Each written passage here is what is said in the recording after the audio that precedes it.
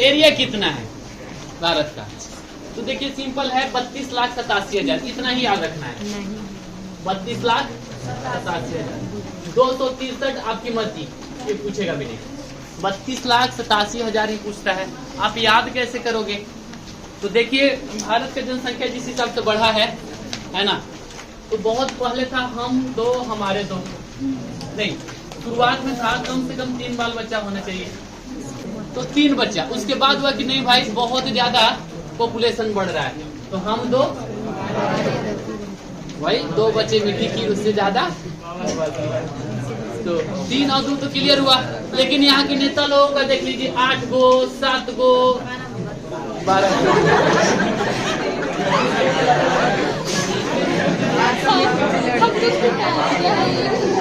ठीक है, तो 32 से 87 क्लियर, तो 32,87,263,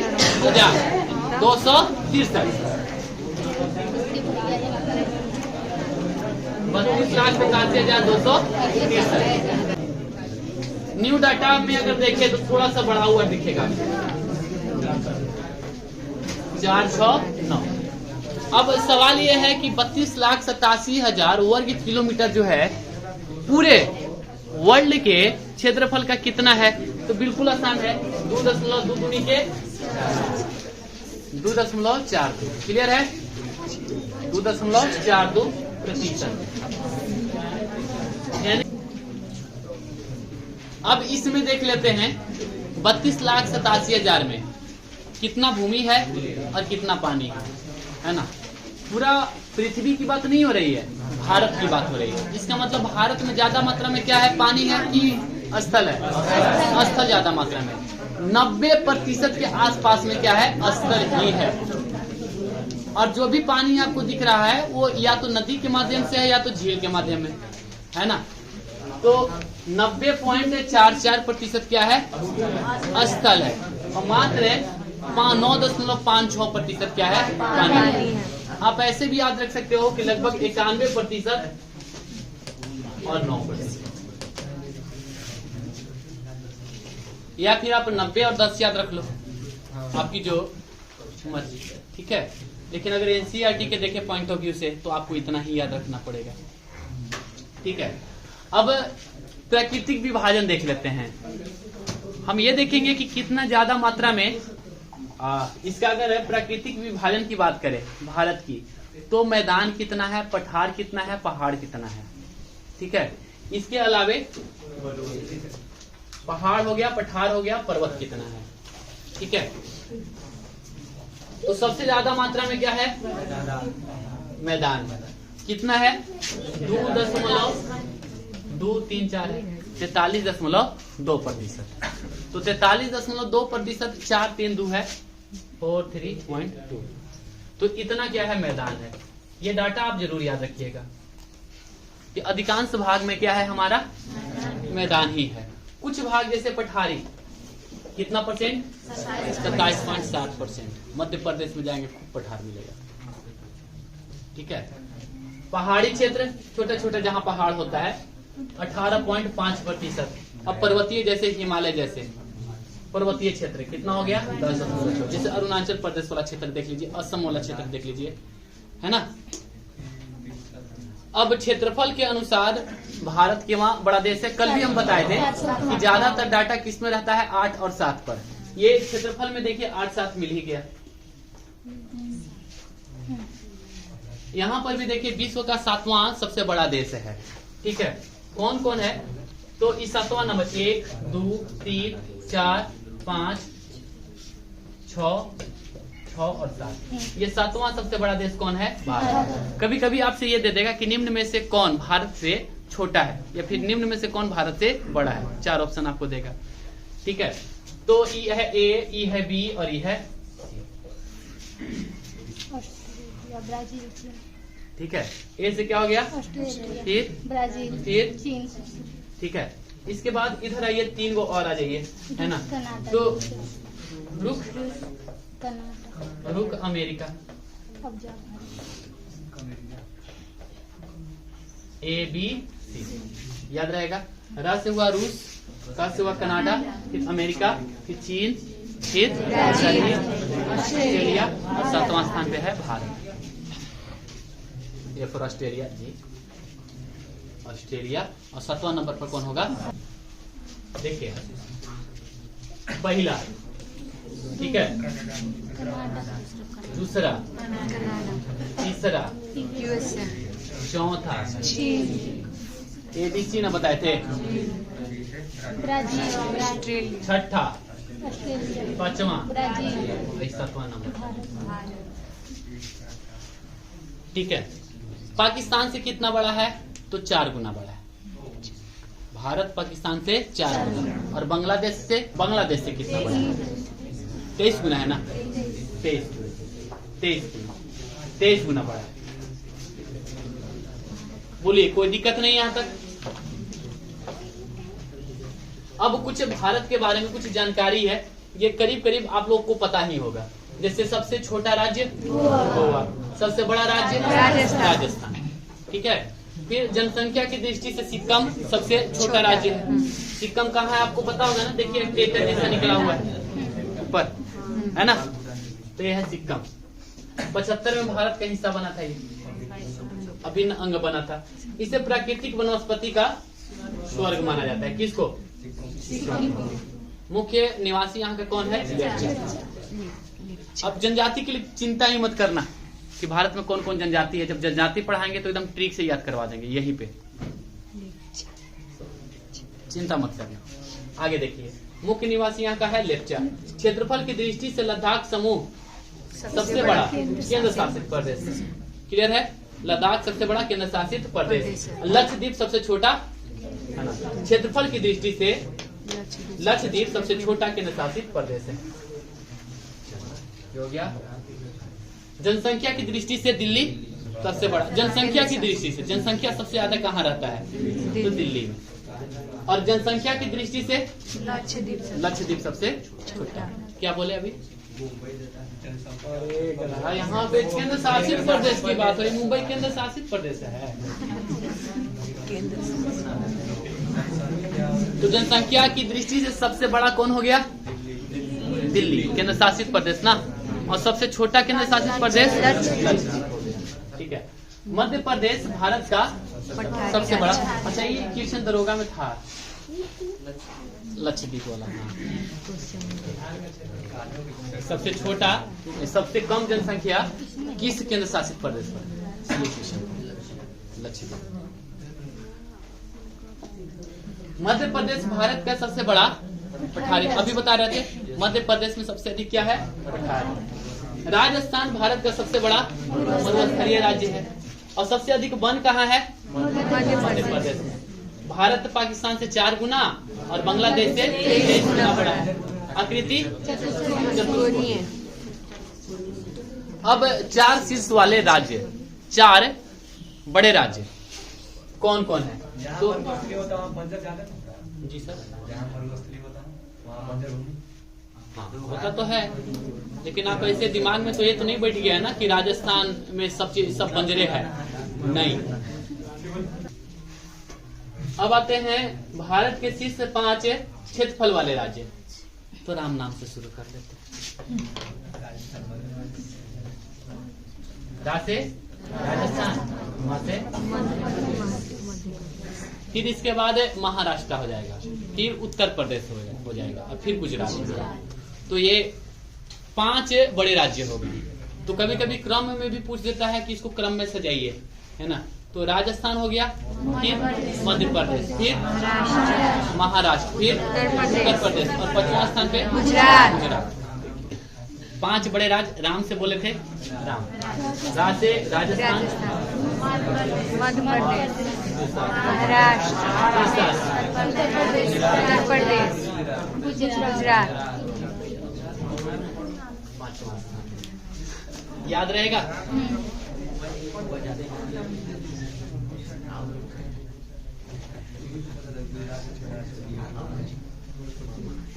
भारत के शीर्ष 5 भौगोलिक क्षेत्रफल वाले जिले कौन कौन? शीर्ष 5 जिला है। तो पहला तो हो गया आपका कच्छ। कहाँ पे? कच्छ यानी कि गुजरात ना। ये वाला क्षेत्र है। फिर लेह लद्दाख वाला, जैसलमेर, बीकानेर और बाड़मेर, ये तीनों की तीनों कहाँ है? राजस्थान। सबसे अधिक नगर कहाँ है? उत्तर प्रदेश में। और जबकि सबसे कम जहाँ वहीं पे होगा जहाँ पे खूब पर्वत होगा, मेघालय में, तो वहाँ पर नगर कहाँ बसे? बहुत ज्यादा पानी बरसता है यहाँ पे। भारत के सर्वाधिक नगरीय वाला राज्य कौन हो गया? महाराष्ट्र। और सबसे कम नगरीय जनसंख्या, सबसे अधिक नगरीय जनसंख्या कहाँ हो गया? महाराष्ट्र। और सबसे कम नगरीय जनसंख्या? भारत में सड़क की कुल लंबाई 18,43,420 है। सड़क, रोड है ना।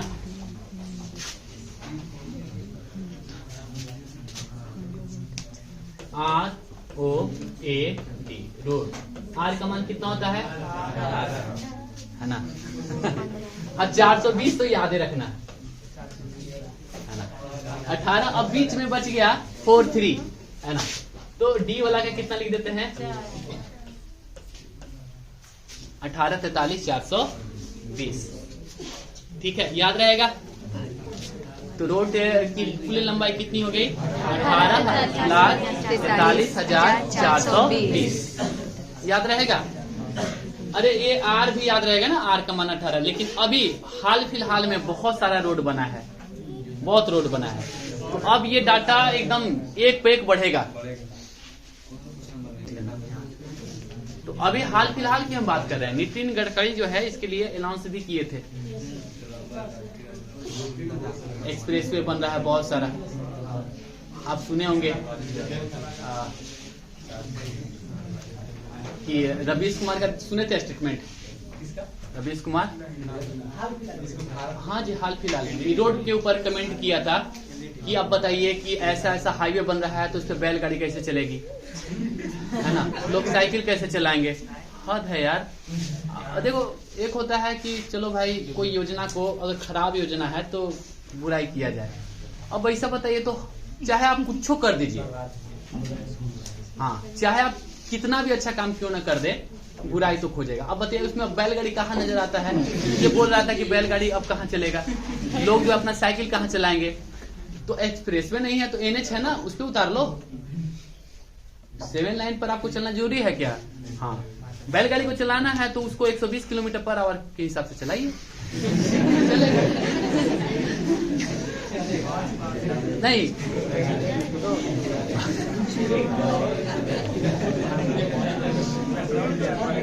सबसे बेस्ट है DD1 न्यूज चैनल, नहीं देता है ना, काम की बात बताएगा, फिर आ जाएगा किसानों की बातें पर। आलू की बुआई कैसे किया जाए ठंड के दिनों में, तो जनरली ऐसे ही क्वेश्चन तो रहता है उसका। गन्ने की बुआई कैसे किया जाए।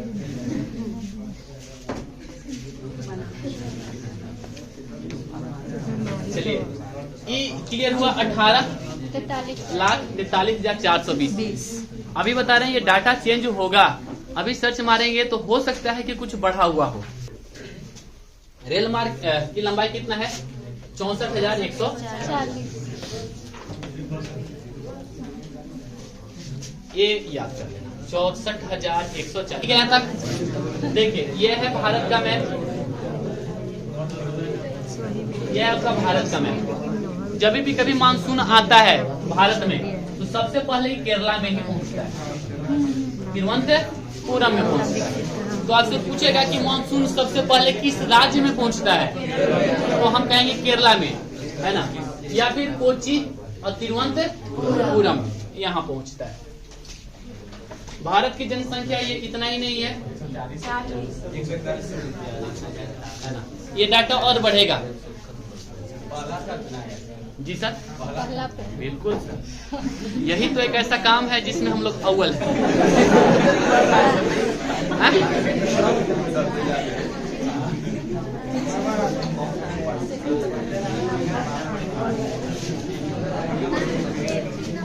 ठीक है, अब प्रतिशत जनसंख्या प्रतिशत है कितना? लगभग 17%। कुछ न कुछ तो बढ़ेगा, विश्व में स्थान दूसरा नहीं है सर, पहला है। हम लोग चीन को पिछाड़ चुके हैं।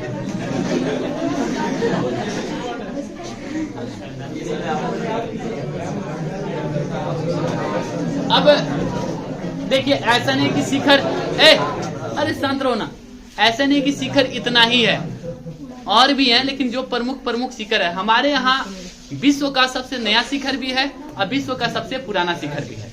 अगर नया शिखर की बात किया जाए तो हिमालय सबसे नया शिखर है, और पुराना शिखर की बात किया जाए तो अरावली है। अब कैसे नया है कैसे पुराना है, तो बस आने वाला चैप्टर है आपका ये माउंटेन सिस्टम ऑफ इंडिया, अगला ही चैप्टर है, ठीक है। तो विश्व का सबसे नया और विश्व का सबसे पुराना हमारे यहाँ है, ठीक है। इसके अलावा सर्वोच्च शिखर हमारे यहाँ का कौन है, K2 है, गार्डविन ऑस्ट्रिन 8611। माउंट एवरेस्ट के बाद दूसरा, माउंट एवरेस्ट तो हमारे यहाँ है नहीं, ये कहाँ है, नेपाल में। तो गार्डविन ऑस्ट्रिन हमारे यहाँ 8611, ये भी POK में ही है, पाक ऑक्युपाइड कश्मीर में।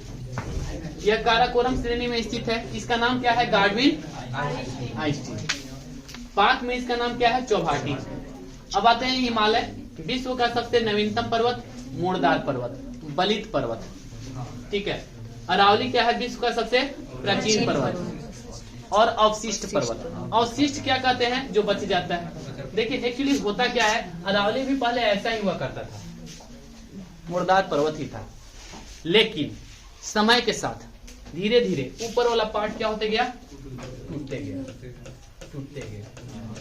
ठीक है। और अब जो है इसकी स्थिति ऐसे है। तो जितने भी अवशिष्ट पर्वत होंगे वो कुछ ऐसा होगा, और जितने भी नवीन पर्वत होंगे वो ऐसा होगा। ऊपर देखिएगा, ठीक है। अरावली के सर्वोच्च चोटी का नाम है गुरु शिखर अरावली का जी। माउंट आबू में है, दिलवाड़ा का जैन मंदिर उससे बना हुआ है, जो कि विश्व प्रसिद्ध। विमल सामंत विमल उसको बनवाया है। खैर छोड़िए, जब उस पे आएंगे तो आएंगे। अब भारत की अब देख लेते हैं सागरीय स्थिति क्या है। सागरीय स्थिति अगर देखें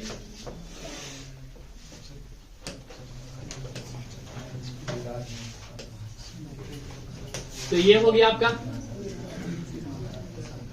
गुजरात की जितनी भी तट है कटी फटी अवस्था में आपको दिख रहा होगा। तो एक तो हो गया गुजरात, दूसरा बताइए महाराष्ट्र, फिर तीसरा बताइए फिर कर्नाटक, फिर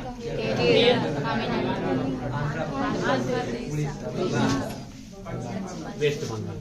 तो कुल मिला के देखा जाए तो अगर इधर ईस्ट कहा जाए, इधर वेस्ट कहा जाए, तो ईस्ट के कितने राज्य, 1 2 3 4, ईस्ट के 4 राज्य, और वेस्ट में 1 2 3 4 5 राज्य टच करता है, ठीक है। इसके अलावे भी है अंडमान निकोबार, और यहाँ पे है, ठीक है। यहाँ पे दमन और दीव भी है, ठीक है। तो चलिए देख लेते हैं हम लोग, कुल मिला के 6100 किलोमीटर है। यह है आपका मुख्य भूमि पर। मुख्य भूमि कहने का मतलब है यहां से शुरू कीजिए, और ये यहां से तो 6100 किलोमीटर तट रेखा है, ठीक है। इसके अलावे हमारा कुछ द्वीप भी है, अगर इसको भी इंक्लूड कर लिया जाए तो कितना, 1400 है ना। तो सीमा, भारत की सीमा के बाहर कुल तट रेखा की लंबाई कितना है, 1416। तो इसमें 1416 अगर जोड़ेंगे 16.6, 7516.6 किलोमीटर कुल तट रेखा की लंबाई होगी। अब यहाँ पे देखिए गुजरात की तट रेखा सबसे लंबी है, लेकिन ये कटी फटी अवस्था में है। मुख्य भूमि की बात कर रहे हैं, तो इसकी तट रेखा जो है काफी कटी फटी है। और यहाँ पर देखिए आंध्र प्रदेश, तो सीध में सबसे लंबी किसकी है, आंध्र प्रदेश की है। देखिए ये आंध्र प्रदेश, का तट रेखा है, ठीक है। और ये है गुजरात का तट रेखा, काफी कटी फटी है। और ये सीध में किसका है? अगर दोनों अगर आ गया तो किसको दे? तब आप गुजरात को दे, ठीक है। लेकिन अगर तट रेखा की लंबाई सबसे अधिक किसकी है? तो अंडमान की, क्योंकि देखिए ये द्वीप है ना, तो इसका तट इधर भी है और समझ में आ रहा है ना? इसका तट देखिए, अगर ये द्वीप है तो इसका तट चारों तरफ से हो गया। द्वीप समूह की बात करें तब तो अंडमान निकोबार द्वीप समूह की तट रेखा सबसे लंबी है, क्योंकि एगो द्वीप नहीं है, 324 गो है। तो 324 को जो द्वीप है, तो अब पूरा को अगर घेरा में अगर आप करेंगे तो इससे भी ज्यादा हो जाएगा। तो सबसे अधिक है किसका हो जाएगा? अंडमान रेखा। सबसे लंबी तट रेखा सेट में तो है, सब फिगर है ना। ये देखिए पुडुचेरी है, तो एक पुडुचेरी हो गया, अंडमान हो गया, और एक लक्षद्वीप हो गया, और एक दमन और दीव हो गया। कितने केंद्र शासित प्रदेश हो गए? 4 गो केंद्र शासित प्रदेश हो गए, है ना, जिसकी सीमा जो है किससे टच होती है? समुद्र से। और बताइए कौन कौन है बच गया केंद्र शासित प्रदेश में? एक है लद्दाख, एक है जम्मू, 2, एक हो गया दिल्ली, 3, हाँ चंडीगढ़ केंद्र शासित प्रदेश है। वो बेचारा का पता नहीं है कि हम राज्य के राजधानी हैं कि केंद्र शासित प्रदेश हैं। केंद्र की पुलिस रहेगा कि राज्य की पुलिस रहेगा, कोची होगा। चलिए उसका कहानी कुछ और है, कभी बताएंगे। चलिए सागरीय विस्तार। अब थोड़ा देख लीजिए नॉटिकल माइल। नॉटिकल माइल कितना होता है? कल भी बताए थे 1.852 किलोमीटर होता है। एक है नॉटिकल माइल, नॉटिकल मील 1.852 1 किलोमीटर, लगभग 2 किलोमीटर के आसपास पड़ता है। नहीं, 2 किलोमीटर के आसपास में।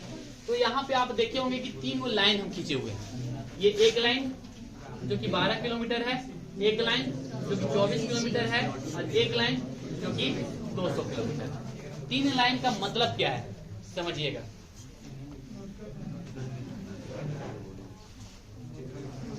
तो निकटवर्ती सागर में भारत के अधिकार क्षेत्र को निम्नलिखित कितने भागों में बांटा गया है? 3 भागों में। पहला है सीमावर्ती सागर। सीमावर्ती मतलब जस्ट हमारे सीमा से क्या है? सटा, और इस पर भारत का पूरा तरह से एकाधिकार है। भारत कुछ भी कर सकता है। और ये कितना किलोमीटर तक है? 12 नॉट मील तक नॉटिकल। अब ये बात ये है कि कहां से 12 किलोमीटर देखेंगे? तो 12 किलोमीटर या हम यहाँ से देखेंगे तो नहीं, यहाँ से नहीं देखेंगे। हम क्या करेंगे कि इस टेढ़ा मेढ़ा रेखा को क्या कर लेंगे? पहले सीधा कर लेते हैं। यह है आधार रेखा, ठीक है। आधार रेखा से देखा जाता है कितना किलोमीटर? 12 किलोमीटर। ये भारत के कहा जाता है कि पूरी तरह से अधिकार क्षेत्र में है, एक अधिकार है भारत का। इस पे कुछ भी कर सकता है, बिना परमिशन के आप यहाँ पे प्रवेश ही नहीं कर सकते हो। जैसे आप भारत में प्रवेश करने के लिए वीजा लेना होगा, उसी तरह से ये भारत का ही अभिन्न अंग है। ये 12 नॉटिकल मील तक हर एक देश में होता है, सब देश का। दूसरा है संलग्न क्षेत्र। ये 24 किलोमीटर नॉट मील तक रहेगा। इसमें करेगा क्या? इसमें अगर आप आ जाते हैं तो ठीक है भाई, इसके बाद मत जाना। अगर इस क्षेत्र से होके जाना है तो हमको क्या दे दो? टैक्स दे दो। समझ में आया? लेकिन ध्यान रखिए 12 नॉट मील के अंदर आप नहीं प्रवेश कर सकते हैं, तब फिर वो भारत का क्षेत्र आ गया। हाँ, कुछ ऐसा क्षेत्र है जहां पे जाना जरूरी है, इस क्षेत्र से होकर हमको जाना जरूरी है, तो आपको क्या देना पड़ेगा? टैक्स देना पड़ेगा। तीसरा है अनन्य आर्थिक क्षेत्र। यह है आर्थिक क्षेत्र। आप यहाँ पे क्या कर सकते हो? कोई भी अनुसंधान कर सकते हो, आप नया द्वीप बना सकते हो, संसाधनों का दोहन कर सकते हो जो समुद्र के अंदर है ना, उसको आप निकाल सकते हो, पेट्रोलियम वगैरह आप निकाल सकते हो। तो ये प्राकृतिक संसाधन का आप दोहन कर सकते हो। इसके बाद उच्च सागर का विस्तार है, जहां सभी देशों को समान अधिकार मिलता है। तो 3 क्षेत्र क्लियर हुआ। कौन कौन? एक हो गया आपका सीमावर्ती सागर, दूसरा हो गया आपका संलग्न क्षेत्र और तीसरा हो गया अनन्य आर्थिक क्षेत्र। तीनों का मतलब समझ में आ गया। इसमें क्या होता है, सीमावर्ती में 12 किलोमीटर तक है और इसमें एकाधिकार होता है भारत का। उसके बाद संलग्न क्षेत्र ये कितना किलोमीटर तक, 24 किलोमीटर नहीं, नॉटिकल मील तक रहेगा, है ना। और सीमा शुल्क लेने की आजादी होगी। और इसमें ये आर्थिक अधिकार है इस पर, और भारत को वैज्ञानिक अनुसंधान, नए द्वीप के निर्माण तथा प्राकृतिक संसाधन के दोहन का अधिकार इसको दिया जाता है। इसके बाद तो सागर आया जाता है। आधार रेखा से 200 नॉटिकल मील तक। अब सवाल ये है कि तटीय सीमा का कुछ लाभ भी है सर। तो तटीय सीमा का लाभ भी है, ज्यादातर लाभ ही है, हानि तो बहुत कम है। हानि कभी कभी होता है जब सुनामी आ गया तो, है ना, या फिर जब चक्रवात आ गया तो, तब आपको हानि का सामना करना पड़ेगा। नहीं तो आप देख लीजिए, लैंड लॉक अगर पूरी तरह से आप रहेंगे तो अफगानिस्तान वाला स्थिति हो जाएगा। समझ में आ रहा है? पूरी तरह से लैंड लॉक एरिया रहेगा तो मुश्किल है सर, उस देश को तरक्की करना मुश्किल हो जाता है। आप कैसे अपना देश के संसाधन को किसी दूसरे देश में एक्सपोर्ट कीजिएगा? अगर किसी दूसरे देश के थ्रू आप जाएंगे तो टैक्स देना पड़ेगा। तो भारत का देखिए बहुत बड़ा क्षेत्र है, समझ में आ रहा है ना। तो व्यापार करने में भारत जो है, और भारत इसका फायदा भी उठाता है, हर एक जगह से जो है हर एक एरिया में भेज देता है। इधर वाला का इधर से, इधर वाला का इधर से व्यापार हो जाता है। तो हमारा व्यापार, हमारा बनावट ही बहुत गजब है, झकास एकदम, यूनिक तो है। पाकिस्तान का कितना है आप देखो, बस थोड़ा सा, ठीक है। अब भारत का देखिए कितना है, कितना बड़ा है।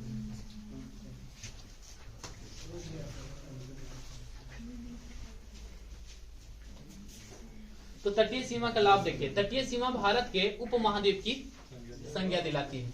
इसके अलावा दक्षिण भारत की जलवायु को तटीय सीमा समकाली बनाए रखती है। तटीय सीमा के कारण ही भारत में मानसून वर्षा प्राप्त होता है।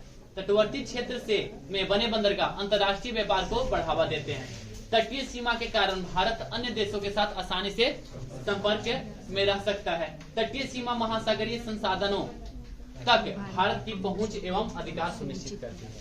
सुरक्षा एवं सामरिक दृष्टि से तटीय सीमा यानी सुरक्षा की दृष्टि से भी क्या है, ये महत्वपूर्ण है। अब इसका नुकसान देख लीजिए। तो फायदा ज्यादा है कि नुकसान ज्यादा है? फायदा ज्यादा है सर। इससे हम लोग निपट सकते हैं, इससे हम लोग निपट सकते हैं।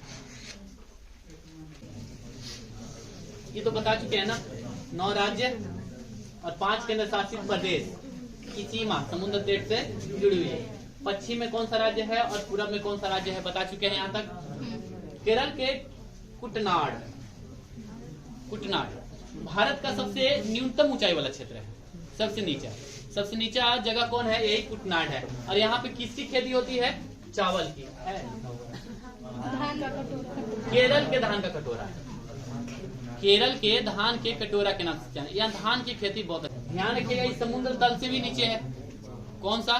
तो भारत का सबसे निचला, सबसे ऊंचा तो आप जानते हैं माउंट एवरेस्ट, जो चोटी है ऊपर, वो सबसे निचला। तो यह है कुटनाड, कहाँ है, केरला में। ये समुद्र तल से भी नीचे है। ये हुआ इसका स्थलीय सीमा। यह है 15,200 और ये हो गया सागरीय सीमा। कितना? 7500.6।